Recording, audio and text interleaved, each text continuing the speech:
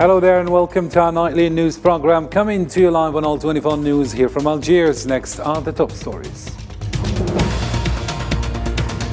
Syrian president praises Algeria's efforts to restore his country's seat in the Arab League Council. The leaders of the two countries agreed to exchange visits and define an intensive and comprehensive program of action to strengthen the historical relations between the two countries.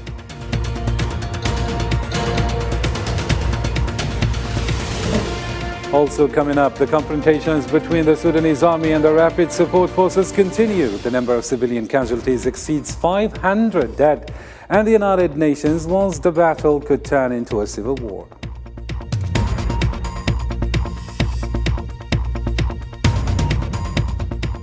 Also ahead, Ukraine accuses Russia of stopping the Black Sea grain deal by refusing to register incoming vessels.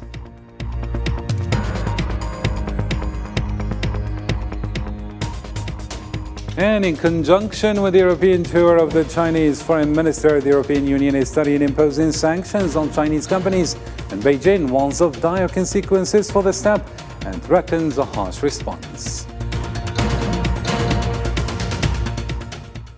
Hello again and welcome to the program. On Monday, Algerian President Mr. Abdelmadjid Tebboune received a phone call from his Syrian counterpart, Bashar al-Assad. A statement from the Algerian presidency indicated that the Syrian president expressed to President Tebboune his appreciation for the tireless efforts he made to restore Syria's seat in the League of the Arab States under the Algerian chairmanship of the Arab Summit.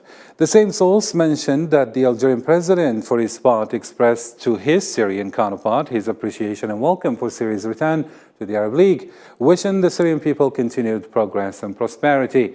The leaders of the two countries also exchanged visits, or agreed to exchange visits, and define an intensive work program that includes all sectors in order to continuously enhance the distinguished historical relations between Algeria and Syria. The return of the Arab Republic of Syria to the Arab League has provoked diverse international reactions only one day after its official return to the League. The reactions of many countries to the return of Syria to the Arab League has been positive to the move. China and many other countries like Iran and Russia have been in support of the decision and expressed that the reunification of Arab countries in the current era is important. The US and the European Union, for their part, did not digest the return of one of the founding countries of the Arab League and considered it rushed. China welcomes and congratulates Syria's return to the Arab League. We believe that Syria's return to the Arab League is conducive to greater unity and self-empowering of the Arab countries, accelerating the development and rejuvenation of the Arab world, and promoting peace and stability in the Middle East. This is in line with the long-term interests of Arab countries. China always supports the Arab countries for unity and self-strengthening, and actively supports Syria's return to the Arab League. In a different story, the Algerian Red Crescent received on Monday a shipment of dates estimated at 50 tons as a gift from the custodian of the two holy mosques, King Salman bin Abdulaziz Al Saud. The handover took place at the headquarters of the Saudi embassy in Algeria under the supervision of the Saudi ambassador to Algeria, Abdullah bin Nasser Al Busayri, and in the presence of the president of the Algerian Red Crescent, Ibtissam Hamlawi, along with a delegation from the King Salman Center for Relief and Humanitarian Action. The initiative comes as part of boosting cooperation between Algeria and Saudi Arabia to serve voluntary and humanitarian work and the strong fraternal relations between the two peoples. The historical relationship between Algeria and Saudi Arabia is deep. We extend our thanks as a humanitarian relief body of the Algerian state to King Salman, custodian of the two holy mosques, as well as to His Highness the Crown Prince Mohammed bin Salman bin Abdulaziz, who gave us this gift of 50 tons of dates for the second time in less than a year. We will distribute them to the various soils of the country, especially to Quranic schools and mosques, because of the great symbolism in that. There is great cooperation between the Algerian Red Crescent and the Salman Relief Center. We thank them, and we also thank His Excellency the Ambassador of the Kingdom of Saudi Arabia in Algeria, who has always been a companion and assistant to the Algerian Red Crescent, and who is the best mediator between us and the Kingdom of Saudi Arabia. كما ذكرت فيما يتعلق العلاقات السعودية الجزائر فعلاقات قوية وراسخة وتاريخية. With regard to Saudi-Algeria relations, they are strong, well-established historical relations. We are all working to achieve the aspirations of the leadership of the two countries and their keenness on the relationship. King Salman, His Highness the Crown Prince, and His Excellency President Abdelmajid Tebboune, President of the Republic, are all keen on this relationship.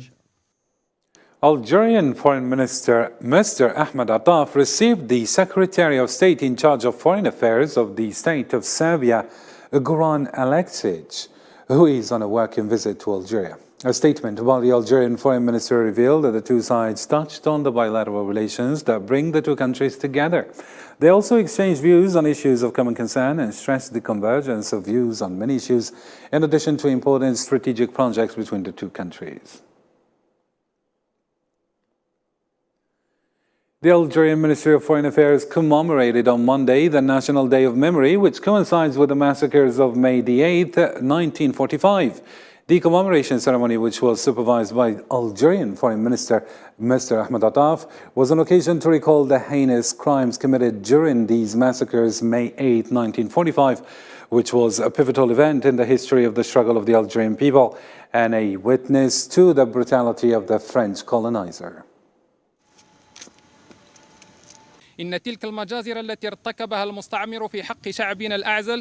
Those massacres committed by the French colonialism on our people, which can never be forgotten, left deep pain in the Algerian people's hearts when they took to the streets in peaceful protest, but they were deprived from the happiness which all other peoples lived following the end of the Second World War and achieving the promise of their independence after pushing thousands of their youth in the front lines of the war. The 8th of May is an outstanding date in the Algerian glorious history.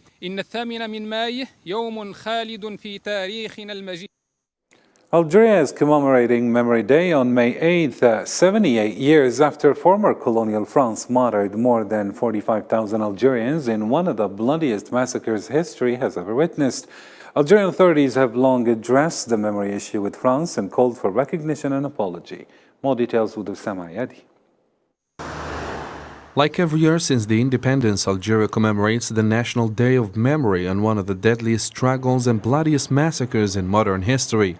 The 8th of May is not some run-of-the-mill date, but rather it represents a story of resistance and fight for freedom, which cost years of war and millions of martyrs. During the last 2 months of the Second World War, while colonial France was celebrating its victory over Nazi Germany, thousands of Algerian citizens took to the streets in different regions of the country, starting from Stif, Galma and Kharata, celebrating their freedom from one of the most barbaric colonialisms in history. France had promised freedom to the Algerian population with the condition of support against Nazi Germany. The celebrations ended in the same day, with violent massacres leaving 45,000 people martyred by the forces of colonial France and thousands detained for one guilt, calling for an independent Algeria.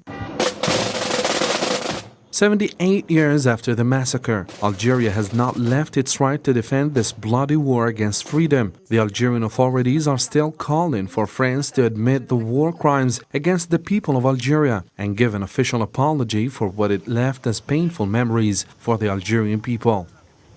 We're looking forward to achieving significant progress in the near future in addressing the issues related to history and memory. The Joint Committee of Historians has been entrusted with the important task of tackling all aspects of this matter, including the recovery of archives, properties, remains of resistance fighters, nuclear tests, and missing individuals. Algerian President Abdelmajid Tebboune has addressed the nation with a letter on the occasion and expressed his hope for tackling the memory issue and achieving progress in the near future in all aspects related to the memory file. We have reiterated our firm commitment to defending the rights of the Algerian people, and we are intensifying our efforts to handle this sensitive issue with courage, fairness, and transparency. Algeria, with its people and institutions, is still loyal to the principles of millions of martyrs who preferred death over colonialism. and memory file remains the eye from which Algeria sees its relations with former colonial power, with emphasis on the need for recognition and apology to the people who suffered due to the barbaric colonialism. Major Army General Said Changriha, Chief of Staff of the Algerian National People's Army, issued a warning on Monday in Bashar province against malicious plans that aim to flood Algeria with drugs, calling on all actors to participate in the fight against the scourge. During his visit to the 3rd Military Region, Changriha emphasized the need for increased vigilance to combat drug trafficking and its negative impact on Algerian society. He stressed the importance of the collective effort in the fight against this dangerous scourge, which threatens the health, safety, and tranquility of Algerian citizens. بالتنسيق الوثيق مع مختلف مصادر في إطار هذه المشاريع الخسيسة. The malicious plans consist of attempts to flood our country with drugs. We call upon all actors in the national scene to participate in the noble battle against this dangerous scourge. For its part, the People's National Army, in close coordination with the different security services, will relentlessly pursue the fight against this scourge and spare no effort to vigorously combat the trafficking networks and their barons, traitors to the nation, who deserve the most severe sanctions as it concerns the health, safety, and tranquility of citizens. بصحة وأمن وسكينة المواطنين. The Secretary General of the National Union of Algerian Farmers, Abdellatif Delmi, confirmed that the decision of the President of the Republic, Mr. Abdelmajid Tebboune, to establish a central purchasing agency to buy all widely consumed agricultural products from farmers will enhance the efforts made by farmers to increase and diversify agricultural products. It will also support the state's efforts to achieve food security. In the same context, Mr. Dalmi spoke about massive investments in developing the grain sector in the southern regions of Adrar, Timamoun, Ain Salah, and other states, with the potential to double the grain yield in these areas and increase production. He added that a diwan to purchase and store surplus production of widely consumed product is in line with the state's strategy aimed at achieving food self-sufficiency by 2024-2025. The National Sahrawi Committee for Human Rights participated in the 75th session of the African Commission on Human and People's Rights, which was held virtually to discuss the situation of human rights in Africa. The President of the Sahrawi Committee for Human Rights, Mr. Abba Al-Hassan, gave a speech updating the attendees on the developments related to the Sahrawi issue, particularly the serious human rights situation in the occupied territories that is a cause for concern due to the implications of the occupation and its practices that contradict with the values of human and people's rights. To the Libyan file now. The Committee for the Preparation of Electoral Law 6+6 for the House of Representatives and the Supreme Council of the state held its second meeting in the office of the House of Representatives in the capital Tripoli, while the committee continues to hold its meetings with the head of the High National Elections Commission in order to set a clear calendar for holding general elections in the country before the end of the year.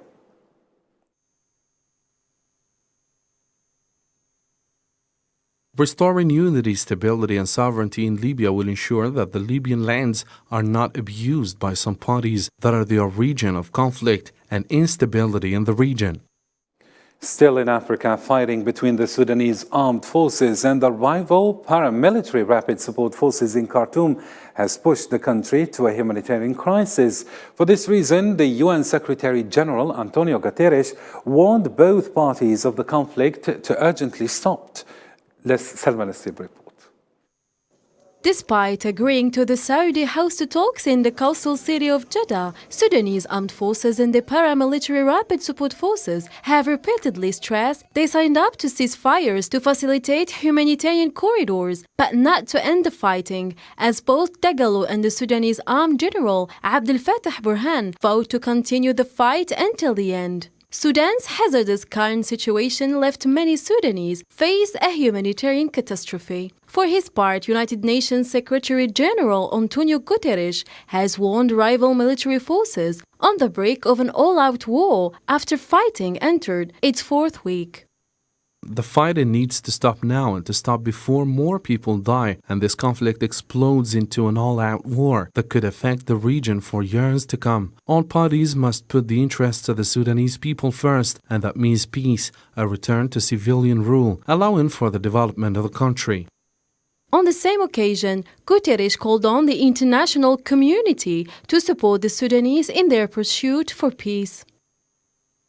Aid must be allowed into Sudan, and we need secure and immediate access to be able to distribute it to people who need it most. Civilians and civilian infrastructure must be protected, and humanitarian workers and their assets must be respected. I call on the international community to support the Sudanese people in their pursuit for peace and a return to democratic transition.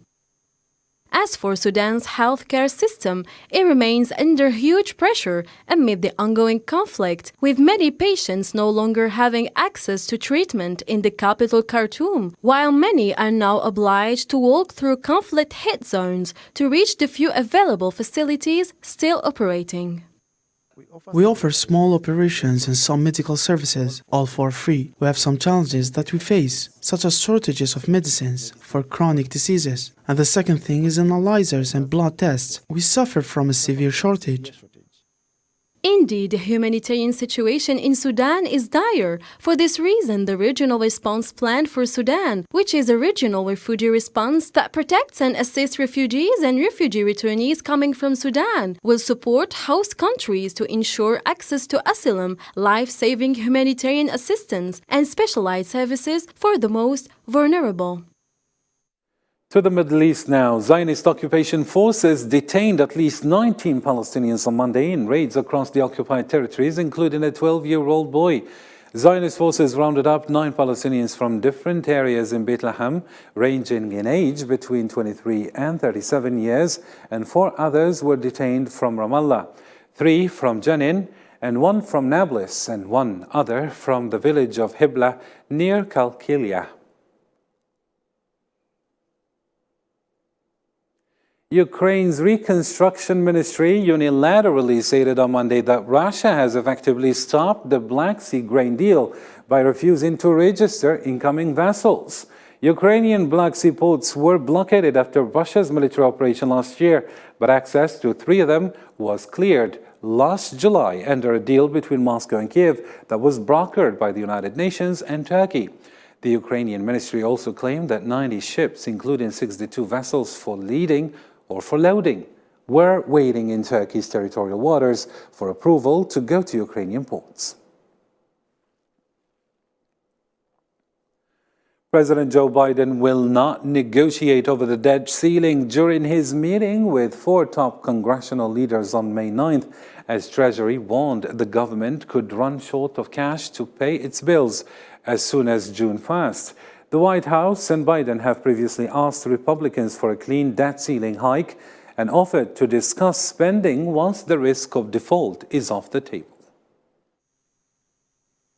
There shouldn't be negotiations on the debt limit. This is something that they should get to regular order and get to work on. We should not have House Republicans manufacturing a crisis on something that has been done 78 times since 1960. This is their constitutional duty. Congress must act. That's what the president's going to make very clear with the leaders tomorrow. Chinese Foreign Minister Qin Gang will visit Europe this week and will hold meetings with counterparts from Germany, France and Norway from Monday to Friday. The visit comes within the framework of Beijing's efforts to rapprochement with European capitals amidst tense relations with Washington. The European Union is considering imposing sanctions on several Chinese companies for allegedly selling equipment that could be used to support Russia's military in its ongoing conflict in Ukraine. This move by the EU has prompted a warning from China to avoid taking the wrong path and could escalate tensions between the 2 economic powers. More details with Sofian Kinturi. As tensions continue to simmer between the European Union and China, a new chapter in the saga has emerged. The European Union is reportedly proposing sanctions on 7 Chinese companies for allegedly selling equipment that could potentially support Russia's military. The Financial Times reported on Sunday that the proposal is set to be discussed by EU member states this week. The proposal comes amid ongoing tensions between EU and Russia and increasing concerns about China's relation with both countries. In response to the proposed sanctions, China has issued warning to the EU, urging the bloc to avoid taking the wrong path. Chinese Foreign Ministry spokesperson Wang Wenbin stated on Monday that China will take firm action to safeguard its rights and interests if the EU proceeds with the sanctions. Recently, NATO has continued to move eastward into the Asia-Pacific region, provoking bloc confrontations and undermining regional peace and stability. These have aroused the high vigilance of the countries in the region. Meanwhile, China's Foreign Minister Qin Gang emphasized on the importance of stabilizing Sino-US relations. He expressed concern over recent innocuous words and deeds that have contributed to a deep freeze in the relationship between China and the United States. Following these comments by China's Foreign Minister, the US State Department said that policy toward China has not changed. And the ambassador conveyed privately what you've seen myself, the secretary, and others say publicly and clearly, not just from this podium, but other corners of this administration. There has been no change to our policy with China. There's been no change to our one China policy, which is guided by more than 4 decades of the Taiwan Relations Act. The proposed sanctions on Chinese companies add another layer to the complicated web of international relationship between China, Russia and the EU. It remains to be seen how the EU will respond to China's warnings and what implications this could have for the ongoing tensions in the region. Job opportunities in Gaza Strip, which has been besieged for a decade and a half, appear to be very scarce as the unemployment rate increased these last few years. A difficult and painful reality that many residents of the Strip seek to overcome with a series of unique initiatives known as alternative economy. Zahra Farjani. These Palestinians are of legal working age, able and willing to work, but the unemployment crisis imposes an unlimited struggle on them and makes it difficult to provide their daily sustenance. However, despite the blockade on the Gaza Strip, each family seeks to obtain a source of livelihood. Salama and Ala Bidwan, a Palestinian couple living in Deir al-Balah town in central Gaza Strip, transformed their rooftop into an eco-friendly green haven. With the goal of protecting the environment, the Bidwans use clay pots, cans and even tires to grow various plants and cacti. I started collecting plastic cans from the house and used them to plant cactus and seedlings on our rooftop. These plants can give us clean air. We, in Gaza, in the blockaded strip, have very little green space. We are trying to create a space that can give us clean outlet and positive energy. The aim of recycling is to preserve the environment as much as possible from plastic waste which are thrown in the streets. Mrs. Islam Abu Ta'ma is a mother to 5 children. While her husband is sick and unemployed, she wanders around the markets in Gaza City in search of scraps of cardboard, which she recycles to toys and sells later to support her poor family. Anything we dream of owning, we make ourselves out of cardboard. We don't have a house, so we build one out of paper. I made a villa because I dream of owning one. My husband thought of making an old plane and convertibles like those that celebrities ride in order to get out of his depression. Amani Sha'at, a young Palestinian woman with a baccalaureate degree in accounting, lived in Turkey and worked there in several restaurants. When she returned to her homeland after 4 years of absence, she was confronted with the bitter reality of the unemployment crisis in Gaza. Amani used her experience to open a small kiosk on the sidewalk of Gaza City Corniche and named it Crab Burger. I was looking for a job. I searched everywhere and didn't find it. So I decided to take advantage of my experience in the field of fast food. Because I worked in Istanbul for a long time in Western food, that's why I opened this kiosk. Job opportunities in Gaza Strip, which has been besieged by Zionist forces by land, sea and air for a decade and a half, appear to be very scarce. According to the International Monetary Fund, the unemployment rate reached 45% by the end of 2021. Nevertheless, Gazans raised the challenge against the dire situation and opened their own businesses in order to earn a living. And finally, to a sports note, the Algerian national team under 17 arrived to the city of Constantine in the east of the country to face the Moroccan national team in the quarterfinals of the African Nations Cup for Juniors on Wednesday at the Shahid Hamlawi Stadium. We are not surprised with the heartwarming welcome of locals here in Constantine. It's very familiar for us and all national teams as well. They put us in good conditions so that all team players get maximum rest to be ready for the game. All we ask for is the presence of our fans in the stadium. This will motivate us. Indeed, the game will be very tough. However, we will give our best to qualify in the semi-finals. That would be the end of our program, but our social media platforms are always under your service. Thank you for watching, and bye for now.